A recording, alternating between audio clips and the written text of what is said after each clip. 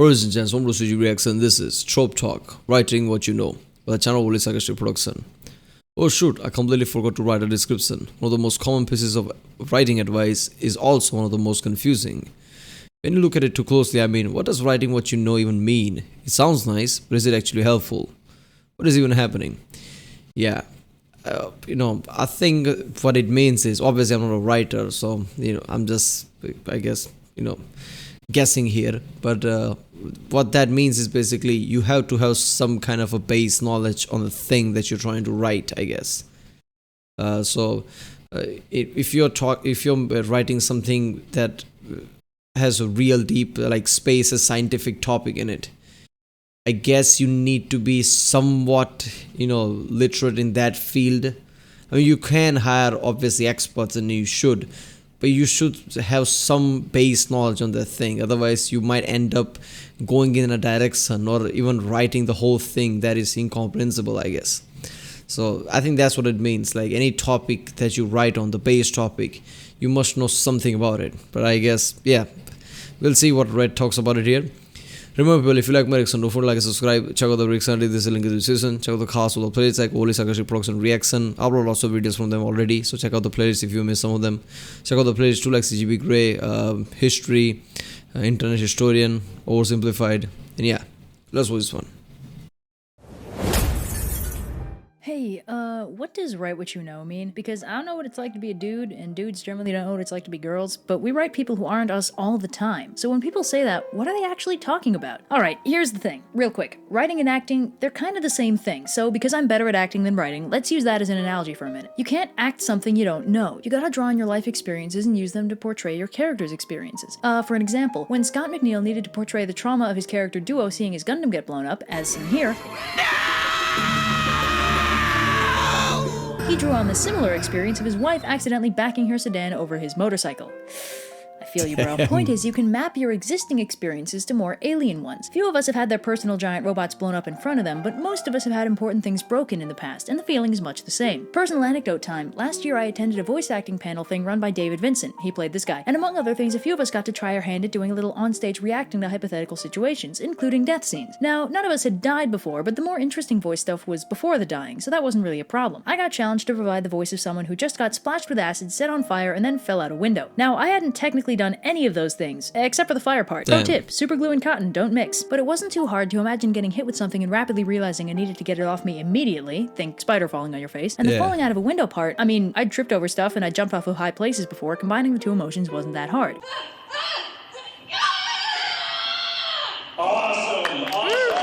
And it was pretty fun. So in acting, you kind of build up a repertoire of things you understand and can recreate. Fill in the blanks with your imagination and do your best. Now the trick is, in writing, write what you know is this. It doesn't mean only write what you've lived through, it means draw on what you understand to make your story. You might not know what it's like to be a half-selkie college student, but you might know what it's like to be torn between two cultural heritages and or two families that never interact. You're probably not a highly trained government assassin questioning their choice of career, but the odds are good that you've done unpleasant or boring work out of habit while mentally distancing yourself from your situation. But there are, limits. If you're writing a job or background that hasn't really existed in reality, you can play around, but if you are writing from reality, it's harder to justify doing that. If you have no background in science, writing a science fiction story is liable to be difficult. If you're not familiar with a certain culture, you might not want to write a story set in that culture without doing your research. So let's talk about doing your research, because the cool thing about writing what you know is that you can always know more. One of the many fabulous things about the internet is how easy it is to learn stuff through it. Not only that, you also get personal anecdotes from people from all over the place with all kinds of backgrounds. If you have no idea what it's like to be adjective in place, you can find someone and ask. Or, like, if you've never had a certain job, you can find accounts from people who have worked that job. I am 100% not a Redditor, but I'll routinely scroll through Ask Reddit because the sheer volume of life experiences there is amazing and super useful when you're writing or world building. And on the more scientific end of things, you can self-teach to a certain degree, but you can also ask people who do this stuff for a living. Another personal anecdote for you. In a sci-fi world I was working on, I decided I wanted to make genetically engineered photosynthetic humans. Now, yeah, I mean, what she said made me think about something like, okay, writing what you know, basically, like I said, obviously that you should know certain level, but it's not just that. I think even if you don't know, I think, I guess at some level you should have this feel like what you're talking about here, if anything, like, even if you have no knowledge about it, never lived through any of that, I guess just based on your common sense, or I guess any knowledge that you gather from anything, or I guess talk to somebody, some expert here and there, that give you some form of knowledge on what the topic is. That's what that means. Writing what you know. It doesn't necessarily mean that you have to know a lot of about the topic, because you can just find people, experts, and just take their own take on it. But the thing is, you can only find experts if you know where you need experts when you're writing something. If you don't even know anything about the topic and you write it, where do you start? How do you know where you need the experts from? Where is the creativity gonna come from if you don't know the basis of it? So I guess that's what it means. Whether it's common sense or whatever, depending on the topic, you need to have some kind of a base knowledge of the thing.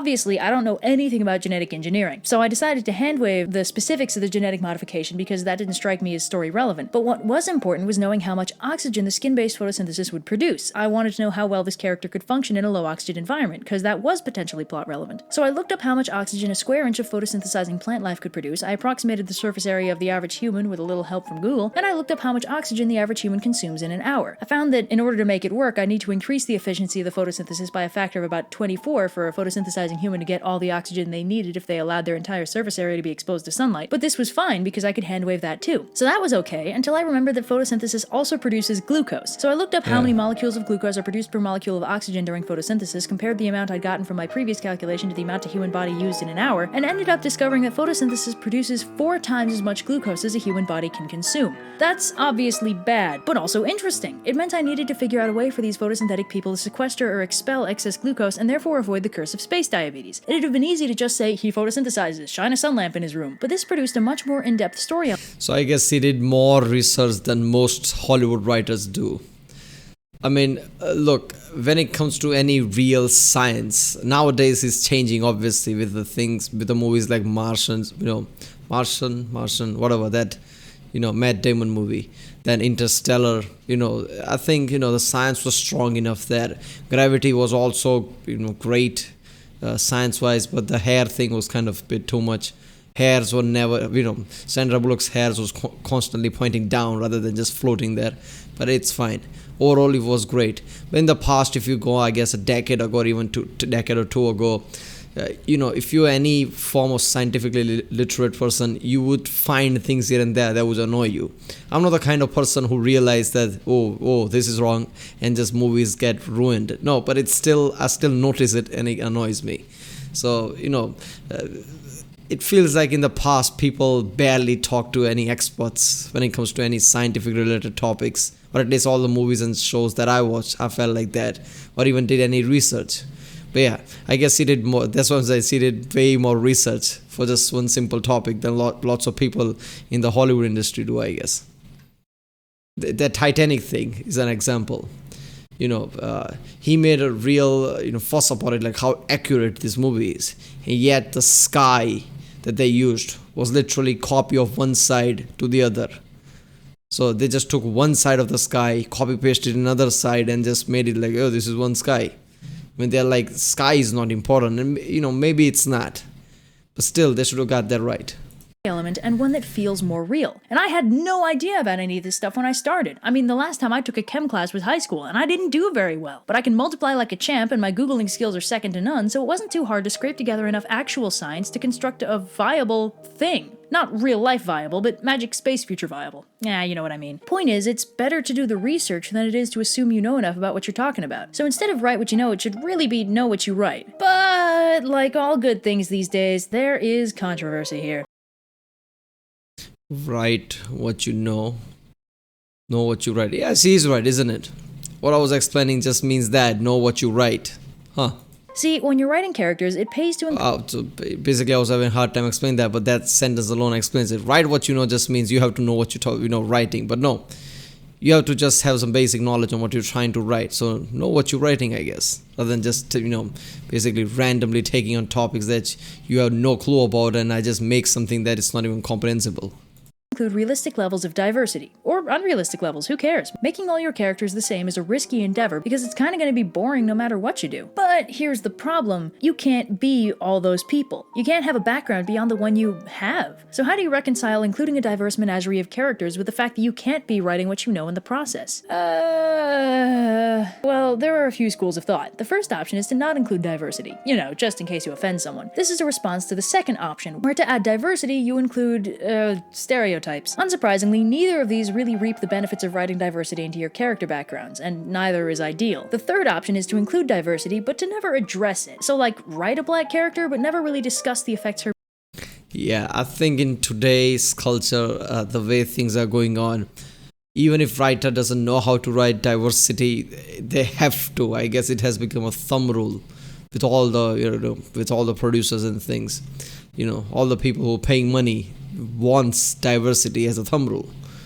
Like, I don't know who was saying that just now, that the Friends reunion just happened. It just obviously anybody who saw the Friends show, it was like, yeah, fine. I didn't see it yet. Obviously, I just saw clips here and there. I didn't see it, but still, there was somebody who was saying that it feels weird because nowadays all of them being white like that and good looking like that, being that show would not go through any production or any network. They would immediately cancel that because now it's a thumb rule that you have to have diversity. Any kind of a minority race has to be there in a way or something like that. So, if not somebody black, maybe some Indian. If not Indian, then somebody else, I guess. So you have to have diversity. That's a rule now, I think. Unspoken rule or whatever. So even if a writer doesn't know how to write diversity, he has to. Her being black has on her life. Write in a gay character, but don't really comment on it. This is a safe option, kind of. In fact, it's got its own problems, because although you're reskinning these characters to fit into a minority, you're not exploring the actual consequences of being a member of that minority. And that's the point of this option, because presumably you're doing this because you yourself are not a member of that minority, and don't trust yourself to be able to accurately represent it. You risk falling back into option 2, basically. An example of this is the ambiguously brown trope, where you want to include diversity, but you don't really want to specify what it is, just in case. Now, option 4 is research. You want to include a character from a certain group, you talk to people from that group. Again, this is writing what you know by expanding what you know, and this one's done less because it's frankly way harder to get right. But again, the internet makes it easier. There's an unprecedented level of communication where you can just see into someone else's life. It's not going to be perfect, and it's not going to be as in-depth as if you were that person living their life, but it's probably better than nothing. Now, the controversy here is which of these options is better. Most people agree that 2 is pretty terrible, but between 1, 3, and 4, it's a closer race. 1 is basically staying in your lane, and the arguments for that tend to be that since the author can't do it right, they shouldn't try. 4 has the potential to produce some of the most realistically diverse stories, but the typical counter-argument is that it runs the risk of appropriation or even telling a story that isn't yours to tell. 3 is kind of an attempt to strike a happy medium, but as a result gets blasted for not doing enough in either direction. And where do I stand in all of this? I try to avoid this problem because I don't have a solution. There's a reason why most of the time I write fantasy or far future sci-fi, because in those cases I can construct all parties involved. It's not a question of being uneducated on real elements because there's next to no input from our reality. But if I had to pick, I'd probably try for option 4. Whatever, it's not my call. It's just good to understand that there actually is controversy. Yeah, the thing about controversies, there will be controversies. That's the world it has become, I guess. Not trying to say anything negative, but even if you do something good, just make some mistake here and there, because you're not perfect. Even the best directors, best writers make a mistake. So there is going to be controversies. I guess, more researching, if you don't know how to write a certain character, researching the community and everything, researching certain type of cultures and then creating character is better, even if it has more detail and so maybe more mistakes. Yeah, there will be controversies. There's no reason to play safe. I guess stay true to, your writing thing. I think every writer just wants to create something that they can feel proud of, I guess, rather than just half-assing something. So I guess most writers would want to do that, like researching a topic more, even if the topic and the screen time that topic would have is probably very small, but still they want to, research a lot and make it accurate enough. In the Interstellar, the black hole, obviously there was real part of, you saw that a lot, but it's just one black hole in the distance. But since every detail about it is perfect, Nolan basically asked for Kip Thorne to design it. if he had just uses some kind of special effect to create some kind of a black hole, even if it's not accurate enough, would people bitch about it? Probably not. But he still asked Kip Thorne to design it, that kind of thing. So I guess accuracy is important. I don't know. Same thing with the Martian director. He was saying, like, if Neil deGrasse Tyson saw this movie, would he tweet about something like, what is the issue here? He constantly asked himself that, just to make sure that every small detail here and there is not wrong, that Tyson just doesn't tweet like, oh, look at that, there is an inaccuracy here or something like that. Around this subject. But so far we've talked about characters and settings. To make a story, you also need a plot. So what does write what you know mean in the context of a plot? Not a whole lot, turns out. See, when you break it down, most stories map to things almost everyone has experienced. You get friendships and betrayals, romances or lack thereof, pinning all your hopes on something and having it disappoint you, all kinds of stuff. In fact, the idea that you wouldn't understand a story is almost alien, because there are universal experiences most stories are built out of. This hardly seems like a problem, really. If the writer, if there is a story where writers wouldn't understand the story as a whole, there's already a problem there, which means most of the audience wouldn't understand it when it plays out. So I guess you cut off your audiences with a large margin. So every story has to be somewhat familiar to any human, I guess, any person. So the writer would be familiar with it at some level too. But if some story is just completely foreign that he has to learn a lot for even to comprehend and then make it, then I think it would be really hard to make audiences understand that, I guess. That Nolan's latest movie, Tenet or whatever, I think I didn't see that movie, but I've seen lots of people talking about how confusing it is. I guess that's one of those cases. Like, Nolan is a great movie maker. He created Dark Knight series, Interstellar, obviously. So I guess he created a very complex story that I guess confused a lot of people. I don't know. I haven't seen the movie. I don't know if it's good or not. Well, the problem is sometimes they write what they know too well, and as much as I love tropes, you can't build a story out of them. Look, we all grow up with entertainment. We see or read stories and we learn them. We know them. So when the time comes for us to write a story, a lot of the time we build it out of stories we already know. And that's the problem. It's like you're writing a book with autocomplete turned on. Look, tropes aren't bad. Tropes just happen. If you're writing a story, familiar things are going to show up. But there's a difference between recognizing tropes and building with them. The hero archetype just happened, but if you're writing a hero, he's going to be way blander than any of the original hero archetypes. And yeah, it's going to be a he. Here, I'll give you an example. There's this series I read when I was a kid called The Belgariad, and it's well written, and I've got a soft spot for generic fantasy, so I liked it, but the main character, Garion, is the most generic instance of the hero archetype I've ever seen. You can literally check off all the instances of his hero's journey without fail. Now, this is pretty clearly the result of building from tropes, and the end result is that Garion is by far the least interesting part of the Belgariad. This is the hero you write when you think, I know how heroes work, they have these characteristics and do these things. And that's not memorable. But if you want to look at a character who fits the hero archetype while still managing to be vastly entertaining, I wish to draw your attention to YA protagonist Percy Jackson. I've complained about those books before, but I have no complaints about their hero. Percy is one of the most entertaining protagonists I've ever read, but his heroism isn't what makes him interesting. It's the constant state of near-panic disorientation that makes him fun. He does heroic things, but the first-person perspective helps us see how screamingly unprepared he is when he does those things. Percy wasn't written to be a hero, he was written to be a teenager in over his head. And it's great! And that's the point! The hero archetype appeared within his character, but it's not what he is. Riordan wrote Percy as young and dyslexic with ADD because he knew those things from his own son. He wrote what he knew from life, not what he knew from stories. And that produced better stories. So yeah, writing what you know. Oh, wait a minute, another one started. Yeah. So I guess that was writing what you know. I guess I've said it already, what I'm going to say about that. I guess he's right there. I mean, whenever somebody tries to create some kind of a hero, I mean, if you put emphasis on that, obviously you're going to create some kind of bland character. But if you play with the story and I guess, all the circumstances get created and you build your story around that, and obviously you're going to keep a hero at the center, but not just try to build him as a hero, he's going to be fine, I guess. Yeah, makes sense. Alright people, if you like my reaction, don't forget to like, subscribe, check out the reaction, there's a link in the description, check out the castle, please check out the end cards, and I'll see you next time.